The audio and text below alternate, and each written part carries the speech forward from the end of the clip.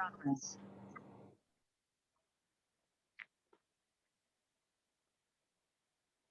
بالله من الشيطان الرجيم. بسم الله الرحمن الرحيم. رب اشرح لي صدري ويسر لي أمري واحلل عقدة من لساني يفقهوا قولي. رب يسر ولا تؤثر وتمم بالخير. آمين يا رب العالمين. So today we're going to study from Ayah number 261 to 266. This Ayah 261 is about rewards of spending in Allah's cause. مثل الذين ينفقون أموالهم في سبيل الله كمثل حبة أنبتت 7 سنابل في كل سنبلة 100 حبة والله يضاعف لمن يشاء والله واسع عليم. The example of those who spend their wealth in the way of Allah is as the example of a grain of corn. It grows 7 years, in each year is 100 grains, and Allah increases manifold for whom He wills. And Allah is all encompassing, all knowing. This is a parable that Allah subhanahu wa ta'ala made of the multiplication of rewards for those who spend in His cause, seeking His pleasure. Allah subhanahu wa ta'ala multiplies the good deed 10 to 700 times. We have learned earlier that spending in the way of Allah subhanahu wa ta'ala means spending wealth in the promotion of Allah's deen. Some examples include giving money to the masjid or an Islamic institute, donating money for the printing of pamphlets and other religious educational material, giving money for the salary of the religious staff, and etc. This ayah indicates that Allah subhanahu wa ta'ala grows the good deeds for its doers just as He grows the plant for whoever sows it in a fertile land. The Sunnah also mentions the deeds are multiplied up to 700 folds. For instance, Imam Ahmad recorded that Abu Musa radiallahu anhu said that a man once gave away a camel with its bridle on. In the case of in the cause of Allah subhanahu wa ta'ala, and the Messenger of Allah sallallahu alayhi wasallam said, on the day of resurrection you will have 700 camels with their bridles. In another in other in another hadith, Imam Ahmad recorded that Abu Hurairah radiallahu anhu said that the Messenger of Allah sallallahu alayhi wasallam said, every good deed that the son of Adam performs will be multiplied 10 folds to 700 folds to many other folds to as much Allah wills. On this Allah said, accept the fast, for it is for me, and I will reward for it. One abandons his food and desire in my sake. Because one abandons his food and desire in my sake. The fasting person has 2 times of happiness. When he breaks the fast, and the other when he meets his Lord. Verily, the odor that comes from the mouth of whoever fasts is more pure to Allah than the scent of musk. Fasting is a shield against sinning. Fasting is a shield. Sahih Muslim. Allah said, Wallahu yudha'ifu liman yasha, and Allah multiplies His reward for whom He wills. Is this according to the person? Says Allah multiplies His reward from who He wills is according to the person's sincerity in his deeds, and Allah is all encompassing and knowing, meaning His favor is so wide that it encompasses much more than His creation, and He has full knowledge of whosoever deserves it or does not deserve it.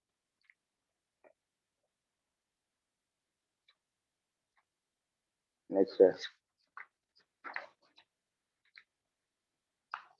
In the following ayah, Allah subhanahu wa ta'ala talks about the merit of spending in His way and the conditions which make charity acceptable, worthy in His sight. الذين ينفقون أموالهم في سبيل الله ثم لا يتبعون ما أنفقوا منا ولا أذى لهم أجرهم عند ربهم ولا خوف عليهم ولا هم يحزنون. Those who spend their wealth in the way of Allah and then do not follow up what they have spent with reminders of it, or their injury will or other injury will have their reward with Allah, and there will be no fear concerning them, nor will they grieve. Allah subhanahu wa ta'ala praises those who spend in His cause and then refrain for reminding those who receive the charity of their generosity. These reminders could be in form of words, hints, or actions.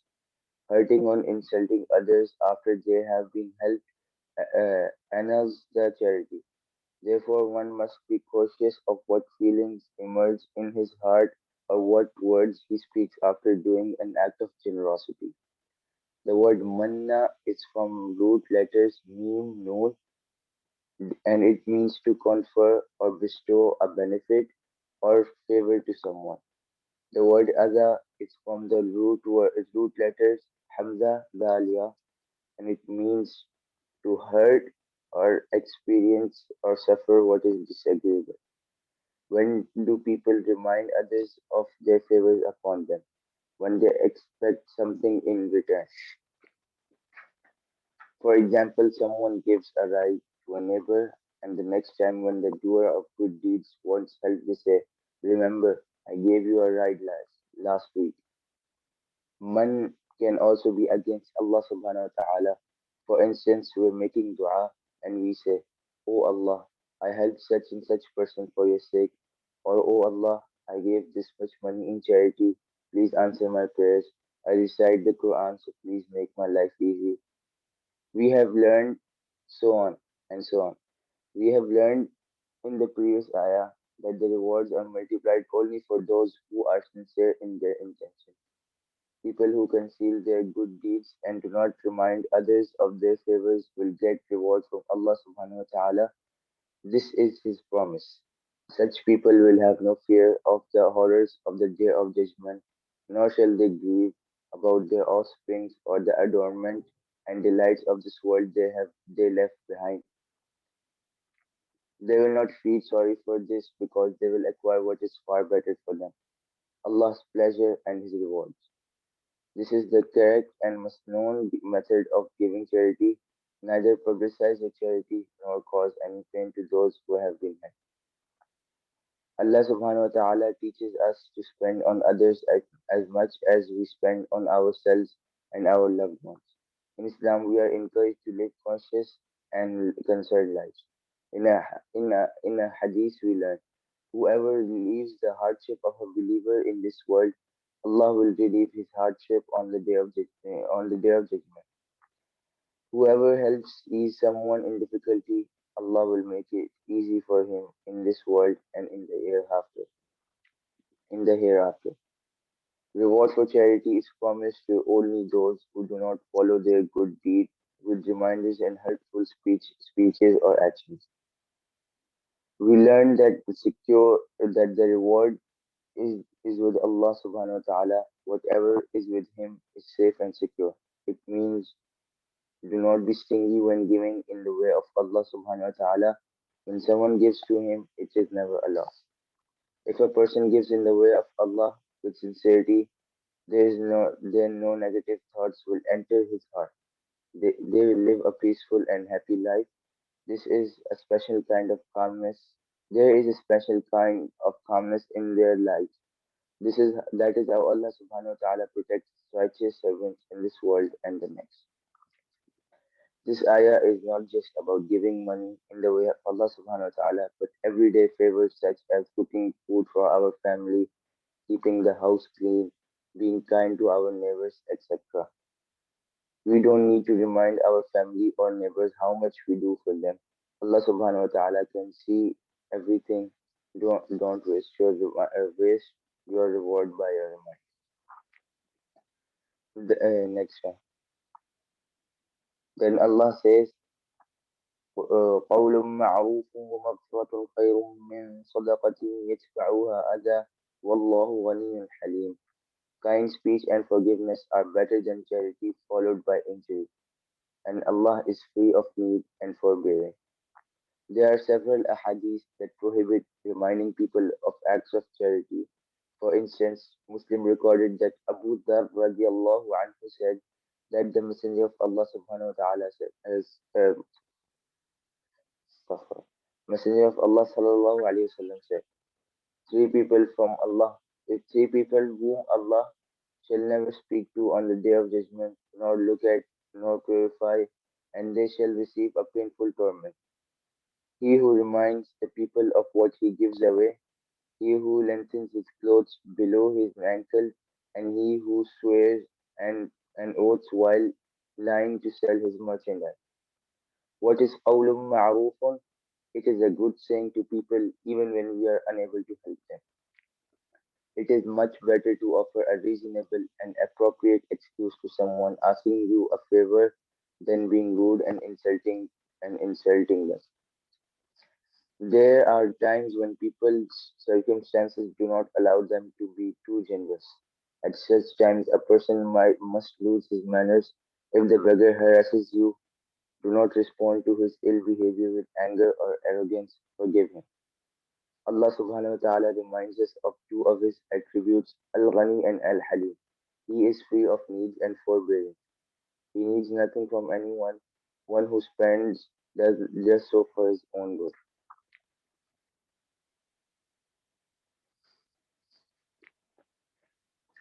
In Ayah 264 to 266, Allah subhanahu wa ta'ala explains to us examples of how charity can be preserved and how it is nullified. He says, يا أيها الذين آمنوا لا تبطلوا صدقاتكم بالمن والأذى كالذي ينفق ماله رئاء الناس ولا يؤمن بالله واليوم الآخر فمثله كمثل صفوان عليه تراب فأصابه وابل فتركه صلدا لا يقدرون على شيء مما كسبوا والله لا يهدي القوم الكافرين. O you who have believed, do not invalidate your charities with reminders or injury, as does one who spends his wealth only to be seen by people and does not believe in Allah and the Last Day.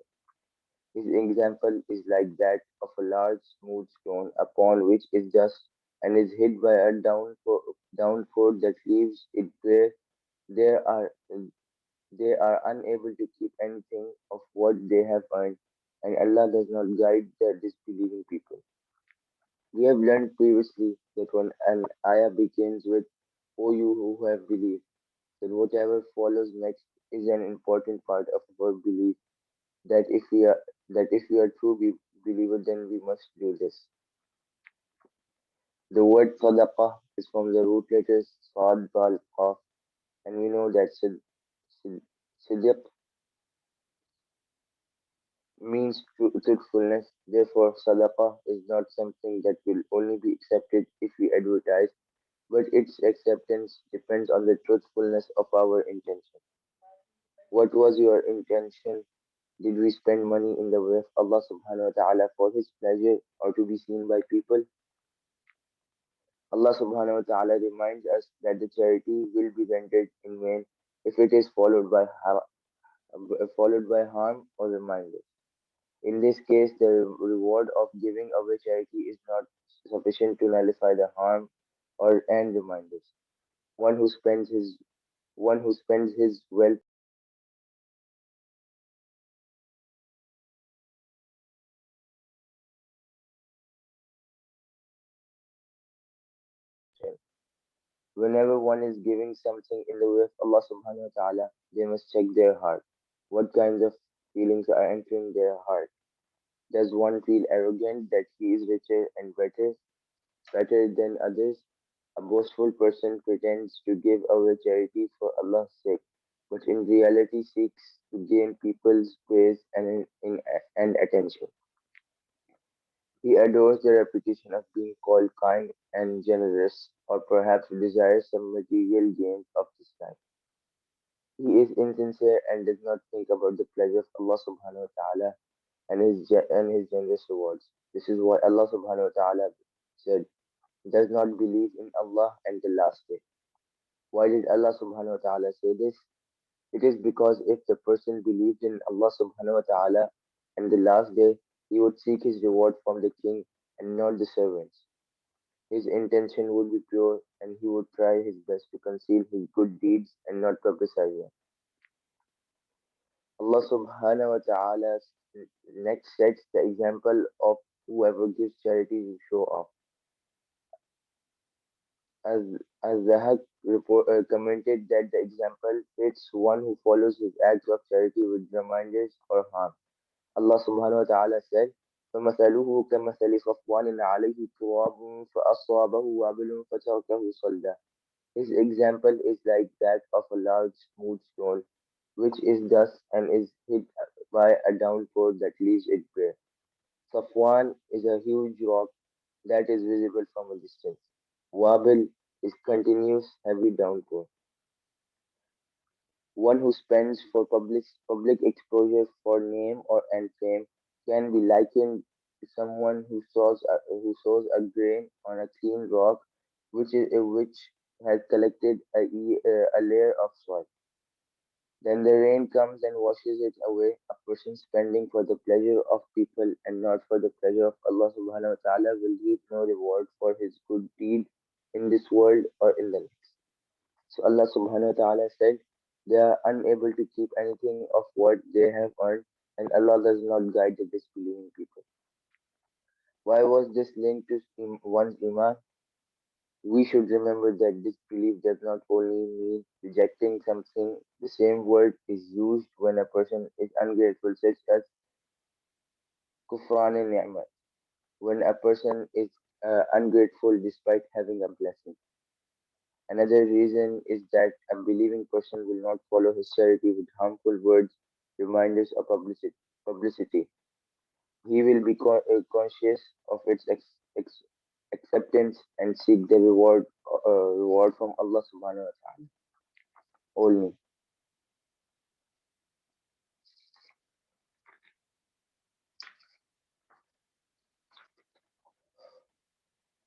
Next one. ومثل الذين ينفقون أموالهم ابتغاء مرضات الله وتثبيتا من أنفسهم كمثل جنة بربوة أصابها وابل فآتت أكلها ضعفين فإن لم يصبها وابل فطل والله بما تعملون بصير. And the example of those who spend their wealth seeking means to the approval of Allah and assuring reward for themselves is like a garden on high ground, which is hit by a downpour, so it yields its fruit in double, and even if it's not hit by downpour, then a drizzle is sufficient. And Allah of what you do is seen. The word ibtigha is from the root letters ba, ghain, ya, and it means sought after or desired. One person is spending so that people can see his good deed. Other person is spending so that Allah subhanahu wa ta'ala will be pleased with him.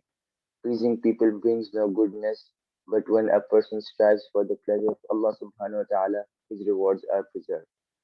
The word tasbita is from the root letters sabata and means to stabilize something.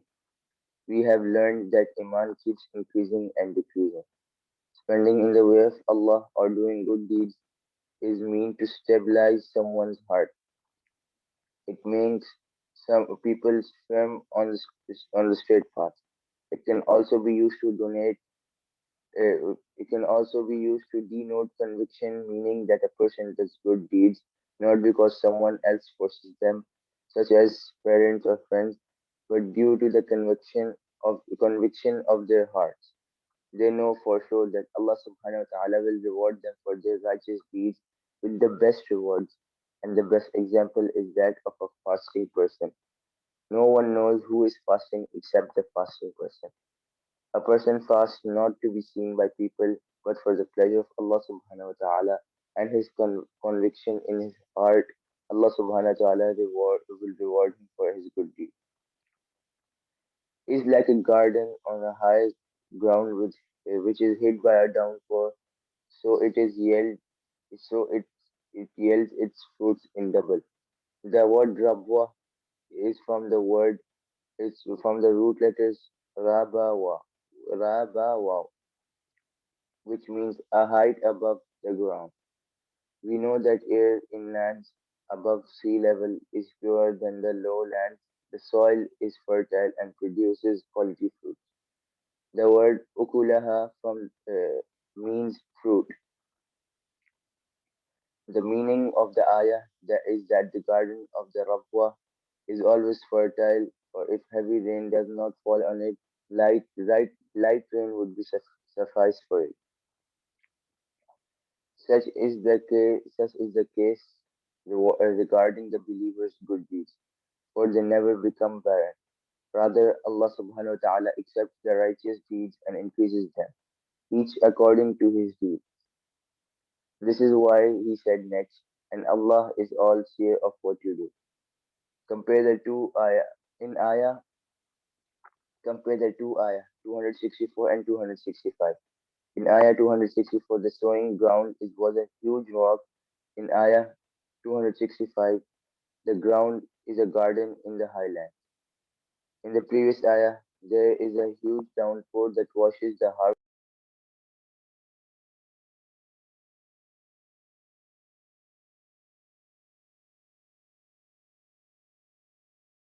because the soil is fertile. Why is there disparity here? The disparity is due to the difference in intention. Corrupt intention will produce negative results. Sincere intention can bring many rewards. Next one. أيود أحدكم أن تكون له جنة من نخيل وأعناب تجري من تحتها الأنهار له فيها من كل الثمرات وأصابه الكبر وله ذرية ضعفاء فأصابها إعصار فيه نار فاحترقت كذلك يبين الله لكم الآيات لعلكم تتفكرون. Would one of you like to have a garden of palm trees and grapevines underneath which river flows, in which he has from every fruit, but he afflicted with old age has weak offerings, and is hit by a whirlwind containing fire and is burned. Then it does Allah make clear to you his ayats that you might give thought. Ibn Abbas radiallahu anh said, this is an example set for a good deed, for a wealthy man who works in Allah's pleasure, and then Allah sends shaitan to him and he works in disobedience until he annuls his good deeds. May Allah subhanahu wa ta'ala save us from such an end. Ameen. Ibn Abbas radiallahu anh further explained a person plants palm trees and vines and has all kinds of fruits therein. But he lost all this in his old age while his offspring and children are weak just before the end of his life. Then a lightning came and destroyed his garden. He did not have the strength to grow another garden, nor did his offerings offer enough help. This is the condition of the disbeliever on the day of judgment.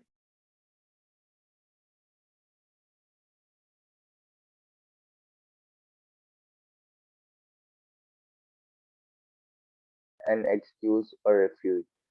For him, this is just as the man in the parable had no strength to replant the garden. The disbeliever will not find anything to resort to for help. Just as the offspring of the man in the parable did not provide him with the help, so he will be deprived of his reward when he most needs it. Just as the man in the parable was deprived of Allah's garden when he most needed it, when he became old and his offspring weak. In Mustadrak al-Hakim, in his Mustadrak, Ibn Abbas recorded that the Messenger of Allah sallallahu alaihi wasallam used to say in his supplication, Allahumma ja'al awsa'a rizqaka alayya عند كبر سني وانقضاء عمري. O Allah, make your biggest provision for me when I am old in age and at the time my life ends. Allah subhanahu wa ta'ala ends the ayah by saying, Thus, thus does Allah make clear to you his ayah when you might have thought. This ayah reminds us of the condition of those who were given the chance when they wasted and then they wasted their deeds due to their ignorance. How can people lose their deeds by hurting or harming others? Therefore, we need to be careful about the statements that come out of our mouths and actions. May Allah subhanahu wa ta'ala protect us from having regrets in the hereafter. Ameen. ربنا تقبل منا إنك أنت السميع العليم وتب علينا إنك أنت التواب الرحيم سبحان ربك رب العزة عما يصفون وسلام على المرسلين والحمد لله رب العالمين